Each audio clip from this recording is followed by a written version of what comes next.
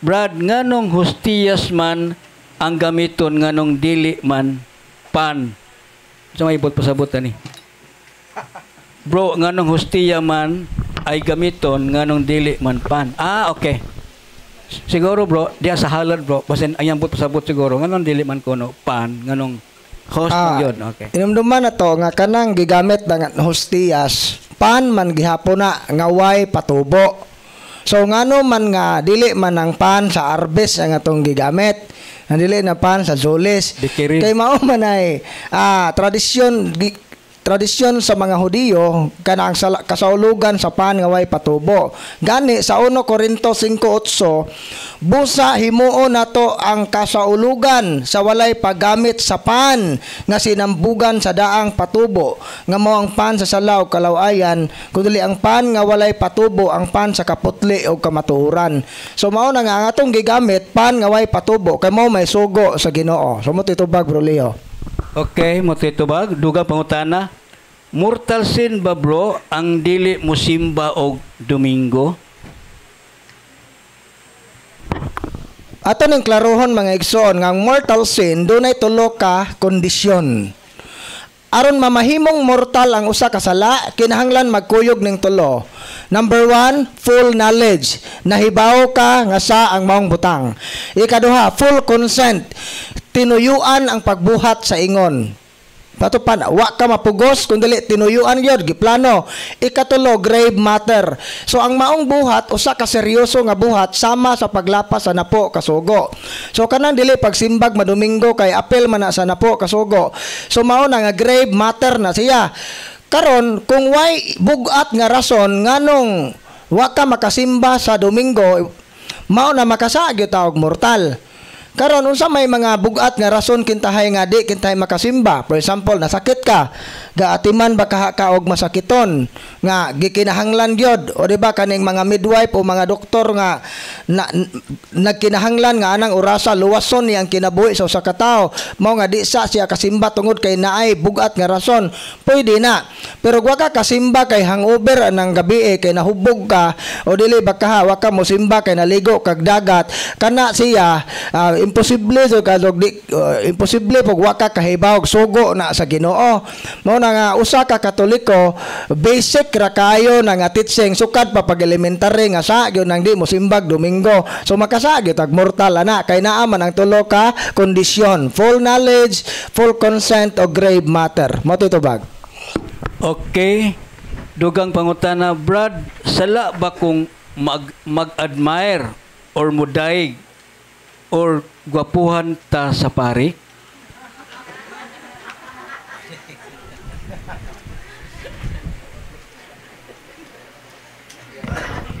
Lisuda pero mo tanahaw bitaw. Kung igo lang ka na attraction is not a sin. Kana bang igo ra ka na amaze ang kagwapo o sa bae kagwapa, ang sala gyud ana kana nagyong nagtangag na siya glassful thought. Kung tungod kay ning angay ka sa pare magpa-pronunciate na ka unya magbilangkad ka tubangan sa pare kay aron paangkan ka sa pare kinadakuan jud nang sa no kini basta manintal na gani tak mo resulta na gani na sa pagpanintal imo na gani nang gitinguha nga imong maangkon ang pare dako gyud na nga sa no kay ang kinabuhi sa mga pare god kana sila moingon gani kag sacred order gik na sa holy order kanang word nga sacred or holy means set apart, gilain sila. Mo na kitang mga sakop sa katawhan sa simbahan tabangan nato ang mga pare nga ilang ma-maintain ang ilang pagkanilain. Kaya karon imo nang tintalon ug matintal na tawo ra baya po nasama nato. So unsa may kalainan ana imong silingan nga talimaji pod. So mo na nga kining mga bae nga nagpakita gyud motibo sa pare nga kanang ning resulta jud nga gitintal na gyud niya ang pare di gyud na makalikay sa bugat nga silot gikan sa Ginoo. Mo ni tubag. Okay, daghang salamat ha. Be careful mga dalaga. Brad, pwede ba dili na mo attend og katikisim kung naka-attend na?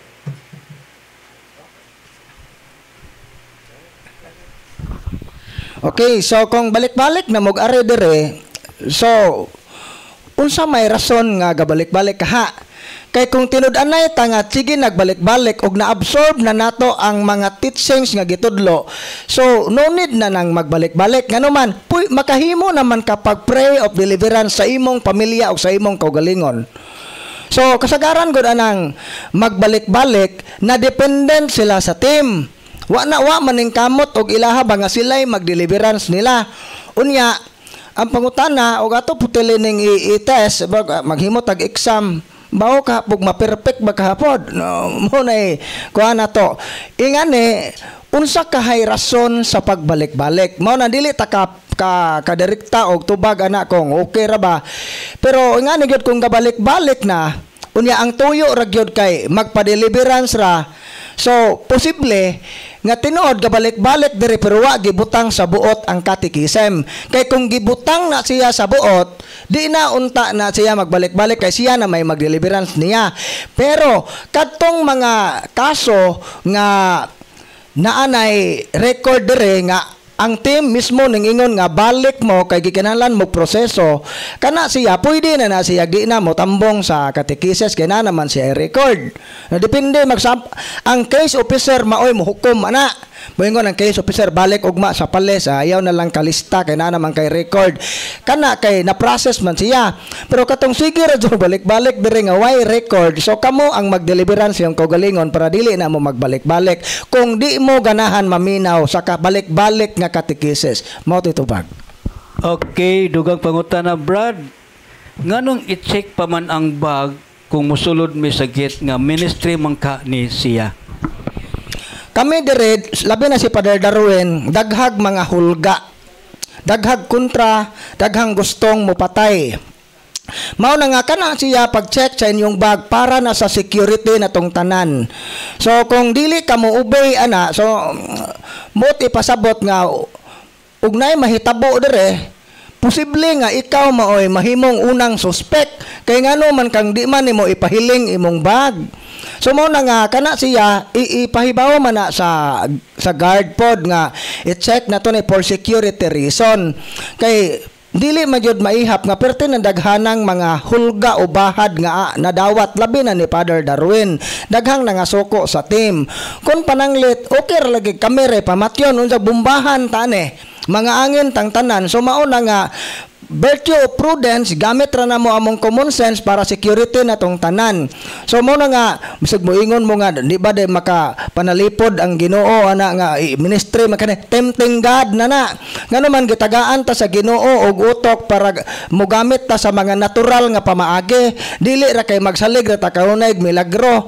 Ang milagro ihatag ra na sa mga sa Ginoo sa mga sa higayon o sa sitwasyon nga wala nagilaing kahimuan. Mao na siya itubag. Okay, dugang pangutana. Nganong importante man si Santa Maria sa kinabuhing Katoliko, labi na gayod sa spiritual warfare? Si Santa Maria gitawag na, di ba, usa sa mga titulo ni Santa Maria gitawag siya sudlanan sa kasabutan o arka sa kasabutan. So mo na nga kung tigbasa tag Biblia makita nato na sa Old Testament unsa ka importante ang arka sa kasabutan sa kinabuhi sa mga Hudiyo. Ari tauna sa kanang Josue kapitulo 6. Ug imo nang basahon hantod sa 7. Ang nahitabo ani si Josue gisulong nila ang Jericho. Unsay ilang gibuhat, naggipas-an nila, gisulong nila ang Jericho na ilog sa mga Israelitas ang Jericho, dili pinaagi sa tawhanong kusog, pinaagi sa pagampo. Unsay ilang gibuhat, gaprosesyon sila. Ilang giprosesyon, libot sa syudad sa Jericho, ang arka sa kasabutan. Samtang galibot-libot sila, nangahugno ang syudad og napukan ang Jericho, na ilog ni sa Israel. Sunod, ugari ta sa 1 Samuel 6 hangtod sa 7 gihapon. Ay tabo ani nga ang katawhan sa Israel kung magpakasa og isugod ito na sa chapter 4 kung magpakasa ang katawhan sa Israel mapildi sila sa gubat. Apan kung maghinulsol sila unya ilang dadon ang sudlanan sa kasabutan diha sa maong gubat mudaog sila sa gubat. So ang tawag na to Ark of the Covenant dako kayo ni siya og kanang papel sa Old Testament kay pinaagi ini nadire ang magagadre sa Ark of the Covenant ipadayag sa Ginoo ang kadaugan o kapakyasan sa Israel. Kung naa nila ang Ark of the Covenant, unya magtinarong sila, mudaog sila sa gubat, prosperos ilang nasod. Kung magbinuang sila, mailog ang ilang nasod, apil ang arka sa kasabutan. Karon nganong si Santa Maria gitawag mag-arka sa kasabutan. Unsa may naa sa maong arka di ay unsa may naa ning maong Ark of the Covenant. So kanang arka sa kasabutan basahon nato ng Exodo 25 kahon na siya. Kahon nga kahoy nga akasya unsa halupag bulawan unya ang takob ana duha ka kanang rebulto sa keruben anghel unya sulod sa arka maone unsa may sulod ane diha sa Hebreo 9:4 gibutang dito sa halaran ang bulawan alang sa pagsunog sa insenso ug ang sudlanan sa kasabutan nga giputos og bulawan. Dito sa sudlanan mao ang banga nga bulawan nga gibutangan sa mana. Ang sungkod ni Aaron nga gitubuag mga dahon ug ang duha ka papan nga bato diin gisulat ang kasabutan sa Dios. Ingan ha. Ang sudlanan sa kasabutan unsay sod atong maong kahon arka sa kasabutan una mana katong tibod nga bulawan nga gisudlag mana unsa maning mana pan gikan sa langit sungkod ni Aaron nga ning salingsing timaan sa pagkapangulong pare unsa man tong naay kanang lain pa katong papan nga bato unsa man to siya mao to ang napo kasugo mao to ang pulong sa Ginoo nga gikulit diha sa bato. So karon sa Bag-ong Testamento kinsa man ang pan nga gikan sa langit? Si Kristo, Juan 6:51. Si Kristo po diha sa Hebreo 7:26, si Kristo pangulong pare.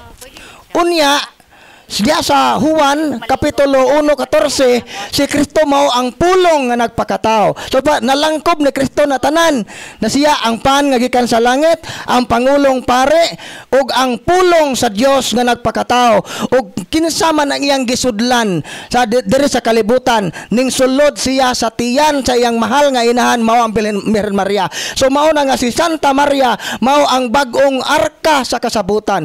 Kung sa Old Testament ugon ang mga katawhan sa Israel tungod sa arka sa kasabutan nga kato dili to tao butang ra to unsa nakaha ang bag-ong arka nga walay buling sa sala o mansa nga mao ang Birhen Maria. Mao nang importante si Santa Maria sa spiritual warfare kay proven and tested na siya nga magmadaugon yuta sa gira batok sa yawa kung naa ang mahal nga Birhen Maria. Mao to'y tubag sa pangutana Bro Leo.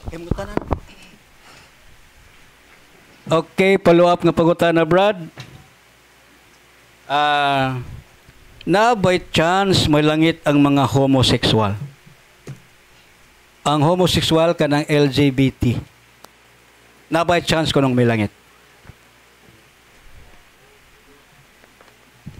Okay, na by chance malangit ang mga bayot og tumboy. Ang tubag kitang tanan naagyo chance malangit. Sama nga kitang tanan dako pog chance maimperno. Tingali na come up na nga pangutana kay naman ko po'y mabasa sa 1 Corinto 6:9 nga katong makighilawas sa ilang isig kalaki ug babae di kasulod sa langit. So ang simbahan wala mo kondenar sa mga bayot mismo. Kundi ang gikondem ra ana mao ang homosexual act. So kung mamatay ang usa ka tawo nga naa sa maong estado, ibutan ta nakighilawas kag laki og laki-laki bae-bae, unya mamatay ta nga way paghinulsol, siniguro gyud ta ana nga di makasod sa gingharian sa langit. Pero ang pangutana tanan bang mga homosexual na chance malangit naa kay tanang tawo gitawag sa paghinulsol. Buhat kapitulo 3:19 gitawag tang tanan sa paghinulsol aron mapasaylo ang atong mga sala. Sa ato pa di ay bisag unsa pa kangilad ang atong mga sa kung maghinulsol ta og mobalik sa Ginoo pasayloon ta sa Ginoo. So mao na nga dili po ta angay moingon nga kanang mga bayot o mga tumboy sure na jud nang maimperno murag ato nang hukman daan biyaan kay wa pa mahuman ang oras sa ilang kinabuhi. Sama nga kita, di po ta angay manghinaway kay kinsay nahibaw nga kitang nanghinaway utro po tang maimperno, kini lamang po atong pagka-judgmental, kining atong pagka-bahimantayon, basig maora ni maka-imperno pod nato. So mo ang tubag, naay chance basta maghinulsol. May tubag. Okay, daghang salamat Brad. Dugang pangutana, naabay daotang epekto ang pag-abandon sa mga anak? Naabay daotang epekto ang pag-abandon sa mga anak? Yes, dako kaayog epekto. Una, sa ilang emotional o psychological, ikaduha, spiritual. So ari tauna, ang mga bata nga giabandon sa mga ginikanan, o di ba bisag laktod nga pagsawa at imana. Labi na kung ang inahan di pod makontintog usa o ang otro pong amahan di pod makontintog usa, laktod nga pagkasulti. Sukad sa iyang pagkabata, wa siya makasinati og motherly and fatherly love. Dako kayo na siya og daotang epekto sa iyang emotional and psychological well-being. Manuman, tungod ana, maka-feel siya rejection. Ingani ha, kiniradzoy analogy. Sample. Kanang bata nga 1 year old, kanang bata bitaw nga igo na makailag kinsay iyang papagmama. 1 year old to 5 years old. Gitawag man ng mga formative years. So, nakidhanglan man na sa atong atensyon. Di ba kining bata, kung makakita, maka-distinguish na kinsay iyang mama, papa, lolo, lola, di nana na siya separation anxiety. Ultimo iyang mama mangihi ra mohilak. Ug mulakaw iyang papa sa trabaho mohilak, ganang gitawag atog muadjaw. Gitawag nag separation anxiety. Ngano man dili siya gustong mawa sa iyang kiliran kadtong mga tao nga giisip niya nga makahatag niya security. Karon kung kanang bata nga gibiyaan ra nimo pila ka minutos ning hilak nga nangihi ra ka, unsa na ka nagtitibuok niyang kinabuhi, wa nimo atimana. So wa siya ma-form.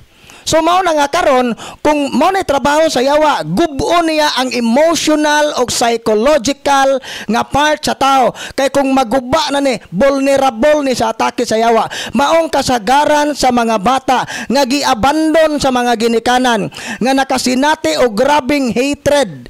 Labi na podong og ang ginikanan, wa jud pug magpakitag suporta og ikita magani manginsulto papod. Daghan kayo mga istorya nga sakit kanang bataa di gyud madugay og madali dako puruhan maposes. So mo no nga dako kaayo og tulubagon sa Ginoo ang mga ginikanan nga wa magatiman sa ilang mga anak. Gani ning mga ginikanan nga kumpleto, wa biyae. Kung ang ilang paningkamot material ra, wa nila agaka ilang mga anak pagpaduol sa Ginoo, wa nila tudluig pangajion, wa tudloi og mga maayong buhat, nagdako ang mga bata nga layo sa Ginoo, dako gihapon kana nga kalapasan sa atong Ginoo. Kay diha sa Sirach 16:1 hangtod sa 2, ang mga anak bisag unsa sila kadaghan, dili kini angay ipasigarbo kung wa sila'y pagtuo sa Ginoo. So kini daing mga anak nga wa makatubo ang pagtuo kay wa atimana sa mga ginikanan. So dakog tulubagon ang ginikanan, makadaot na. Unsa nakahagibiyaan sa ginikanan?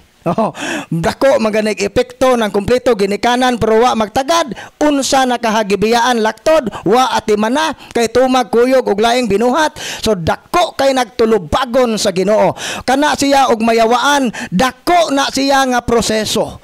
Kay kinahanglan man gyud nang i-reconcile ang ilang mayong relasyon. Unya ginikanan pug taas pug garbo, di man po na magpaubos, di man po na moangkon sa sayop, mao nang di maulian ang kaso. So mao no, ang pangutana nabay daotang epekto kung iabandon ang mga anak, kinadakuag epekto. Mao titubag. Okay, daghang salamat. Katong gusto pa mangutana, palihog sila sa inyong pangutana. Okay, di ay dugang pangutana, Brad. Brad, sukad sa nagsunod ko sa ministry 2024, 1 year na, ang akong bana bago pa, January, nidool siya sa iyang cousin, igagaw, nga albularyo. Pag ulit niya, nana siya amulet, kwintas nga evil eye. og sa hawak habak. Makadeliverance ba ko sa akong pamilya? Unsa ang akong bana dili na musimba, init kanunay ang ulo, unsa may angay ko nga buhaton. Sa imong mga anak makadeliverance ka, pero sa imong bana ayaw sa. Kay nga naman, kinahanglan ang mga kondisyon nga i-renounce niya una ng iyang mga amulet o habak kung gusto siyang magpa-deliverance. Kay di na mo epekto kung i-deliverance kung naan niya nga mga paraphernalia. Karon unsay imong buhaton? I-deliverance kanunay ang imong balay, paghalad og deliverance prayer sa imong balay, i-appeal sa imong mga intention sa misa ang conversion sa imong bana, i-appeal sa imong intention sa imong pagampo sa rosaryo ang conversion sa imong bana, kay kana siya gyud labi na kay ang imong bana ang head sa family, nakahatag gyud na siya dakong peligro sa inyong mga anak o sa inyong tibuok pamilya. Kay ngano siya nga dakog authority nag-invite og yawa pinaagi ang iyang sayop nga pagtuo og buhat. Mo nang ikaw isip inahan mura jud dako jud nga gira ngano man kay naay mga yawa sa inyong bahay, mao nang maaron na mabuntog, mao nang kinahanglan ang hugot nga pagampo nimo nga asawa o imong mga anak mo kuyog nimo sa pagampo. Kay kun ang imong mga anak dili gani na mo kuyog nimo sa pagampo, dako nagposibilidad nga mao nay i-retaliate sa yawa tungod sa imong bana. Mo titubag. Okay, dugang pangutana. Brad, nganong gitabunan man si Mama Mary o si Saint Michael ani nga mga panahon na? Okay, nini panahon sa Kwaresma, nakabantay mo pangtabunan nato ang mga sacred images. Kay kanang symbolic na siya. Ang mga santos o ang atong Ginoong Hesukristo, kanang atong pagkakita nila naman ko'y teaching sa simbahan nga beatific vision. Sa beatific vision, makakita ta sa Ginoo face to face. So kining tabon, nagsimbolo ni siya sa atong mga sala. Nga kung dili ta maghinulsol, dili ta makakita sa langit. Mo nga panahon sa Kwaresma, panahon ni siya nga tan-aw na to tong kaugalingon. Mabutong pagsud to simbahan, wa tay nakita nga mga larawan, meaning tungod sa atong mga sala, atong giisip nga sirado ang langit, murabag naata sa sitwasyon nga atong gihuna-huna nga tungod sa akong pagkamakasasa, sirado ang langit ug di na ko makita ang himaya sa Ginoo ug sa mga santos, ug matangtang lang ang maong tabon kun ang tao mahiusa ni Kristo diha sa krasya. So mao nang kabantay mo inig ka pagkabanhaw o inig Bernes Santo na tangtangon na siya. So mao na symbolic ra na siya nga kana siya nga kita og di ta maghinulsol, dili ta makakita sa himaya sa Ginoo tungod sa atong mga sala, ug matangtang lang ang maong tabon pinaagi sa paghinulsol, pagbiya sa sala. Mao titubag. Okay, nay nangutangan dito sa gawas. Mingon siya, Brad, magpa-deliverance ko o magpa-blessing ko sing-sing. Pwede ba dili tangtangon kon maligo? Ato ni klaro ha, kay daghang mga tuo-tuo bisan apil ning paggamit sa sacramental. Na uban gani hubuon nila ang ilang brown scapular og maligo, tangtangon ang sing-sing og maligo, kay matod pa og mabasa kuno sa tubig, mawa ang blessing. Di na tinuod. Kay ang epekto sa blessing spiritual. Mao nang kabantay mo sa prayer ana nga kanang ang blessing magpabilin ani musa tay kuan na sa handbook brother ug basahon ang prayer sa handbook.